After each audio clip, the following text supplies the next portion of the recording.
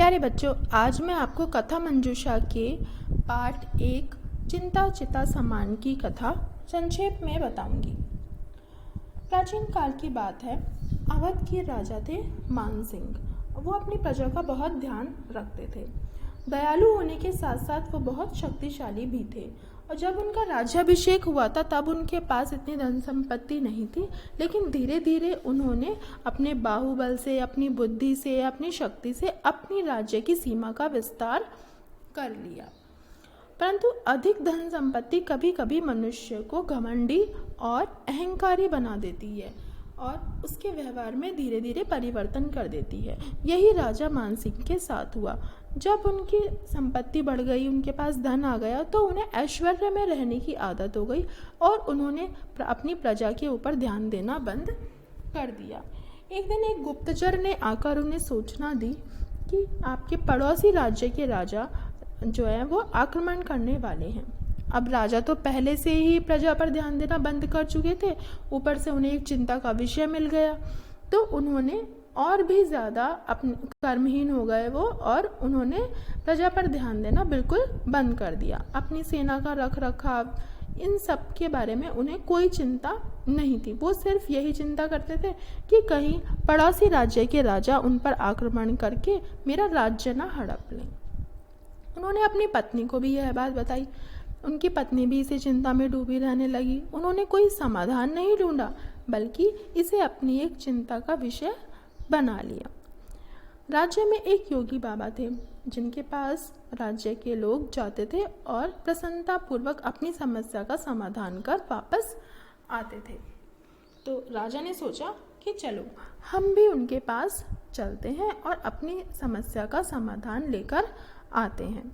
राजा योगी बाबा के पास पहुँचे तो राजा ने कहा कि पहले आप मेरी समस्या का समाधान कीजिए, बाकी काम हम बाद में करेंगे। योगी बाबा ने राजा का खूब आदर सत्कार किया।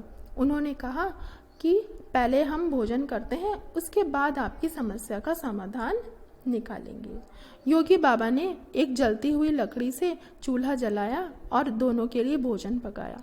दोनों ने आराम से बैठकर भोजन खाया, परंतु राजा के मन में तो ये था कि बस जल्दी से मेरी समस्या का समाधान मिल जाए और मैं महल लौट जाऊं। तो राजा ने कहा कि अब तो हमने भोजन भी खा लिया योगी बाबा, अब मेरी समस्या का समाधान बताओ।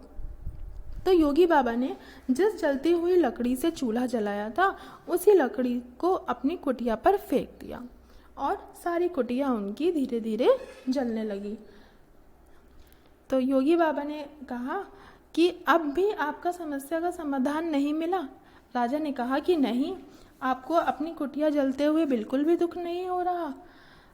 राजा ने कहा कि ये कैसा दृश्य है कि आपने खुद ही अपनी जलती हुई लकड़ी से कुटिया जला दी और आपको बिल्कुल भी दुख नहीं हो रहा। तो योगी बाबा ने कहा कि नहीं, मुझे बिल्कुल भी दुख नहीं हो रहा, ये तो आपकी समस्या का समाधान है। देखिए, जिस जलती हुई लकड़ी से मैंने चूल्हा जलाया था उस जलती हुई लकड़ी ने ही मेरी झोपड़ी को जला दिया। यह हमारे ऊपर निर्भर करता है कि हम वस्तु का उपयोग किस तरह से करें।